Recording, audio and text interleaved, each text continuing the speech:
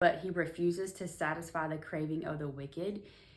If what you're contending for, if it's not according to his will or purposes, it's probably not going to happen. January 10th, 2025. Proverb of the day that goes with the actual date. A wise child brings joy to a father. A foolish child brings grief to a mother. Tainted wealth has no lasting value, but right living can save your life.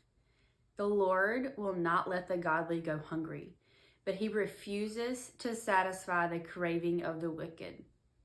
Lazy people are soon poor. Hard workers get rich. A wise youth harvests in the summer, but one who sleeps during the harvest is a disgrace. The godly are showered with blessings. The words of the wicked conceal violent intentions. We have happy memories of the godly, but the name of the wicked person rots away. The wise are glad to be instructed, but babbling fools fall flat on their faces. People with integrity walk safely, but those who follow crooked paths will slip and fall. People who wink at wrong cause trouble, but a bold reproof promotes peace. The words of the godly are a life-giving fountain. The words of the wicked conceal violent intentions. Hatred stirs up quarrels, but love makes up all offenses. Wise words come from the lips of people with understanding, but those who lack sense will be beaten with a rod. Wise people treasure knowledge, but the babbling of a fool invites disaster. The wealth of the rich is their fortress. The poverty of the poor is their destruction. The earnings of the godly enhance their lives, but evil people squander their money on sin. People who accept discipline are on the pathway to life, but those who ignore correction will go astray. Hiding hatred makes you a liar. Slandering others make you a fool. Too much talk leads to sin. Be sensible and keep your mouth shut. The words of the godly are like the sterling silver. The heart of a fool is worthless. The words of the godly encourage many, but fools are destroyed by their lack of common sense. The blessing of the Lord makes a person rich, and he adds no sorrow with it. Doing wrong is fun for a fool, but living wisely brings pleasure to the sensible. The fears of the wicked will be fulfilled. The hopes of the godly will be granted. When the storms of life come, the wicked are whirled away, but the godly have a lasting foundation. Lazy people irritate their employers, like vinegar to the teeth or smoke in the eyes. Fear of the Lord lengthens one's life, but the years of the wicked are cut short.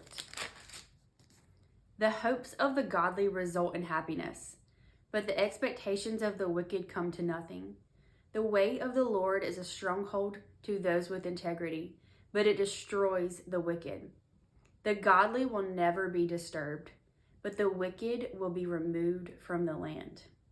The mouth of the godly person gives wise advice, but the tongue that deceives will be cut off. The lips of the godly speak helpful words, but the mouth of the wicked speaks perverse words. Verse 3 is highlighted to me. The Lord will not let the godly go hungry, but he refuses to satisfy the craving of the wicked. Right now in your life, do you have a situation where you're wanting something really badly, but the answer is not coming through? It could be multiple things. But I feel like in this context, it's talking about like whenever he says, but he refuses to satisfy the craving of the wicked. If what you're contending for, if it's not according to his will or purposes, it's probably not going to happen. It says he refuses to satisfy the craving of the wicked. Verse 8, the wise are glad to be instructed, but babbling fools fall flat on their faces. Accountability, y'all. In verse 8, the wise are glad to be instructed. So having that accountability, someone who has fruit in their life, lay down lovers of Jesus. But then it says you're a fool if you don't heed to that. So, but babbling fools fall flat on their faces. Verse 11, The words of the godly are a life-giving fountain. The words of the wicked conceal violent intentions. Have you ever encountered someone and when you leave their presence, you either feel the life-giving, like I could go run, you feel stirred up, challenged, all things, or if you left someone and you feel like, like I just felt like gloomy and down and sucked dry. I feel like that's the clear picture of what's taking place here. The godly give life-giving things, and the words of the wicked conceal violent intention. So it's like you're discerning what is the spirit and operation behind it. Verse 16, in the aspect of money, the earnings of the godly enhance their lives, but evil people squander their money on sin. Is the Lord in this season able to entrust you with more? Sometimes he wants to see us be faithful with little to see if it's going to rule us or not, so that we can be entrusted with more. It says literally the earnings of the godly enhance their lives, but evil people squander their money on sin. Don't do that. Verse 17, I feel like goes along with verse 8. People who accept discipline are on the pathway to life, but those who ignore correction will go astray. Verse 19, too much talk leads to sin. Be sensible and keep your mouth shut. There's a commentary below my Bible, and I want to read what kind of goes along with that. It says, Proverbs repeatedly emphasizes that foolish people speak foolish words.